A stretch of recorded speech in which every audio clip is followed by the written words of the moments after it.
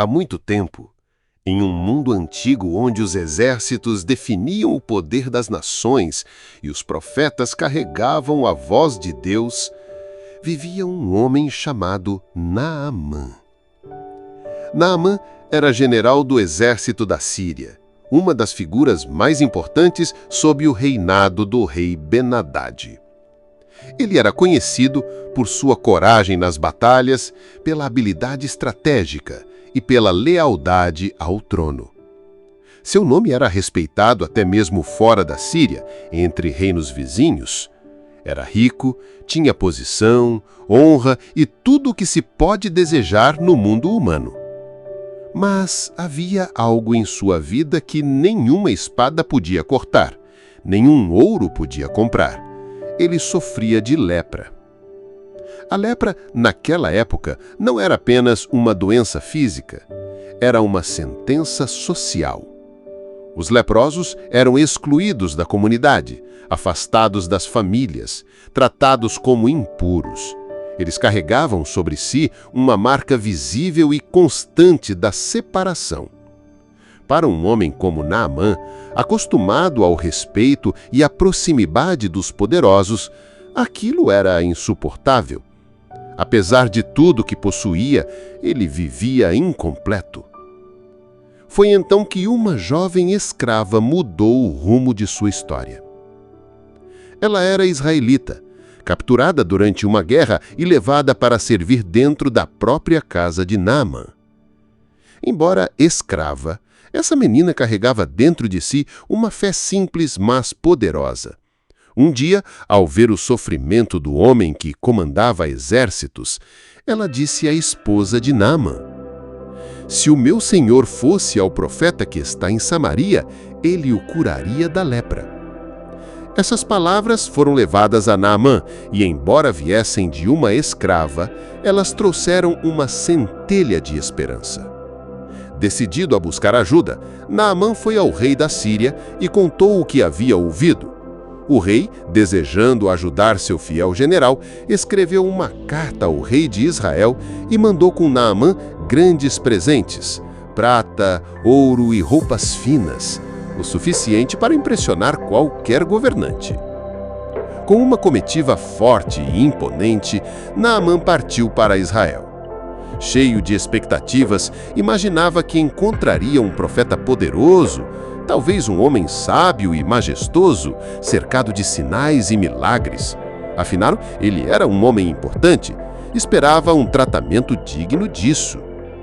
Quando chegou a Samaria, entregou a carta ao rei de Israel.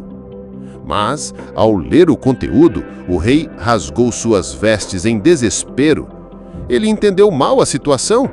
Achou que o rei da Síria estava exigindo algo impossível, usando isso como pretexto para a guerra. "Sou eu, por acaso, Deus, para matar e fazer viver?" ele exclamou diante de todos. Mas, longe do palácio e da agitação real, um homem em Israel ouviu falar do que havia acontecido. Esse homem era Eliseu, o profeta de Deus.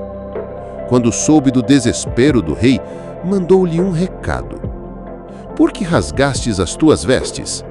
Manda o homem vir a mim e saberá que há um profeta em Israel." Assim, Naamã foi até a casa de Eliseu. Chegou com toda a pompa e autoridade que lhe eram habituais.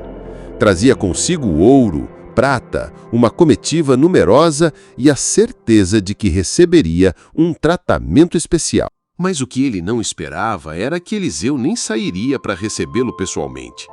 Do interior de sua casa, o profeta enviou apenas um mensageiro com uma instrução surpreendente: "Vai, lava-te 7 vezes no rio Jordão, e a tua carne será restaurada e ficarás limpo." Aquelas palavras ecoaram nos ouvidos de Naamã como um insulto. Lavar-se? No rio Jordão? Um rio sujo, lamacento? Nada comparado aos rios claros e fartos de sua terra, como o Abana e o Farfar, que ele conhecia tão bem. Ele se encheu de raiva e quase voltou para casa sem sequer tentar. Disse com indignação: "Não são melhores esses rios do que todas as águas de Israel? Não me lavaria neles e ficaria limpo?" E assim, cheio de orgulho ferido, ele se preparava para partir, quando alguns de seus próprios servos se aproximaram com palavras sábias. Enquanto Naamã se preparava para voltar à Síria, ainda ressentido com a resposta do profeta, alguns dos seus próprios servos, homens que o acompanhavam há tempo suficiente para compreender seu coração, decidiram intervir. Eles perceberam que seu senhor estava prestes a perder algo muito maior do que imaginava. Com respeito, mas também com firmeza, um deles disse: "Meu pai, se o profeta te dissesse alguma coisa difícil, não a farias? Quanto mais quando te diz, lava-te e serás limpo." Essas palavras ecoaram dentro de Naamã como uma voz suave, mas insistente. Ele parou, olhou ao redor, sentiu o peso da decisão que tinha diante de si. Era verdade. Se Eliseu tivesse pedido algo perigoso ou impossível, ele teria feito. Teria marchado sozinho até o inimigo, enfrentado qualquer desafio. Mas agora, diante de algo simples, quase ridículo aos olhos humanos, ele hesitava por causa do orgulho. Naquele momento, ele precisava escolher entre o caminho do orgulho ou o caminho da obediência humilde. E foi a obediência que venceu. Com relutância, mas movido por uma centelha de fé, Naamã decidiu seguir a instrução. Partiu então em direção ao rio Jordão, um rio modesto, escondido entre colinas e árvores, longe das grandezas que ele estava acostumado. Quando chegou às suas margens, respirou fundo. As águas eram turvas, misturadas com lama em alguns pontos. Não parecia o lugar onde um milagre aconteceria, mas mesmo assim, mergulhou. Uma vez, nada aconteceu. 2 vezes, ainda nada. 3, 4, 5, 6 mergulhos completos, nada mudava sua pele.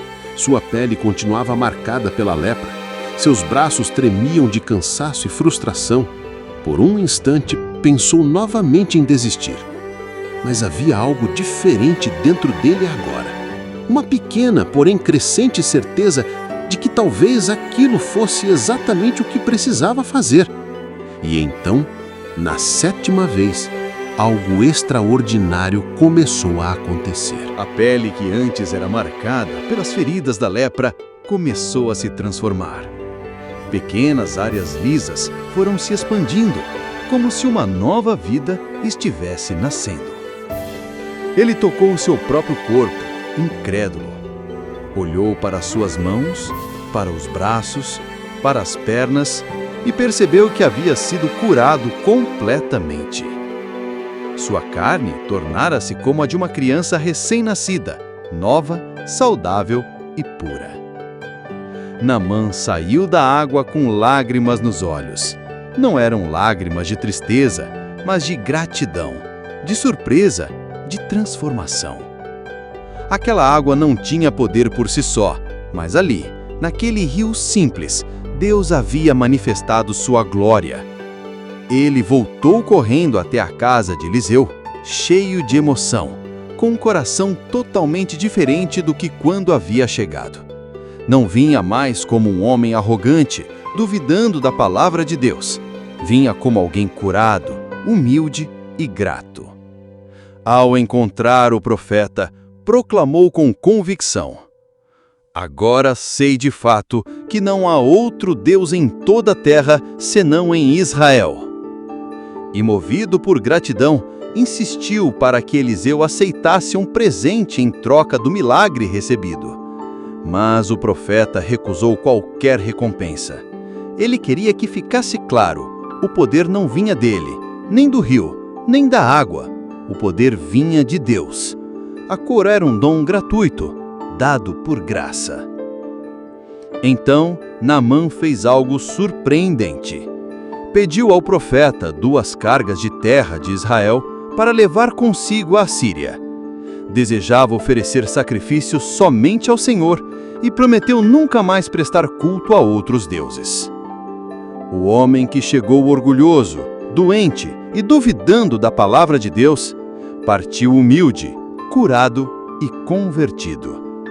Tinha descoberto que a verdadeira força não está nos títulos, nas riquezas ou nas conquistas humanas, mas na obediência simples e confiante à vontade de Deus. A história de Naamã não termina com a cura física. Ela vai muito além disso. É uma história sobre transformação interior, sobre humildade diante do poder divino e sobre como Deus usa o simples para realizar o extraordinário. Muitos que ouviram falar de Naamã acharam estranho que um homem tão importante, tão poderoso, precisasse se humilhar tanto para ser curado. Um general respeitado, vindo de outro país, sendo instruído por um profeta que nem saiu de casa para recebê-lo, tendo que mergulhar em um rio sujo 7 vezes, como se uma criança aprendendo a confiar. Mas essa é exatamente a beleza do plano de Deus. Ele não escolhe os mais sábios aos olhos do mundo, nem os mais fortes, nem os mais ricos. Ele escolhe aqueles que se dispõem a ouvir, confiar e obedecer, mesmo que não entendam, mesmo que pareça absurdo aos nossos olhos. Naamã quase perdeu sua cura por causa do orgulho. Achava que sabia melhor do que Deus. Muitas vezes somos assim também. Queremos que Deus obedeça aos nossos planos, às nossas expectativas. Mas a verdade é que a vida verdadeira começa quando aprendemos a ouvir sua voz e a seguir seus caminhos, ainda que pareçam simples, humildes ou até tolos aos nossos olhos. O Rio Jordão não tinha poder por si só. A água não era especial. O que trouxe a cura foi a palavra de Deus pronunciada por Eliseu. E isso nos ensina algo profundo. Não são nossos esforços humanos, nem nossos méritos que nos trazem libertação. É a fé na palavra de Deus e a obediência simples a ela. Hoje, assim como no tempo de Naamã, Deus continua falando. Às vezes ele fala por meio da Bíblia, outras vezes por meio de alguém próximo, um amigo, um familiar, um servo fiel, como aquela escrava israelita. E muitas vezes ele nos pede coisas simples: orar, perdoar, ajudar, crer e entregar. A diferença entre receber a bênção ou perdê-la pode estar justamente nisso, na decisão de ouvir e obedecer. Naamã voltou para casa diferente, não apenas fisicamente curado, mas com um novo coração. Ele havia encontrado o verdadeiro Deus e agora queria viver para Ele. E você? O que Deus tem te dito ultimamente? Talvez esteja esperando por uma resposta sua, uma decisão simples, um passo de fé. Porque assim como o Rio Jordão foi o lugar onde Deus manifestou sua glória, hoje, em qualquer lugar da sua vida que você permitir, Deus pode manifestar o milagre que você tanto precisa, seja cura física, emocional ou espiritual. Deus ainda faz milagres. Basta crer, obedecer e deixar que Ele transforme tudo.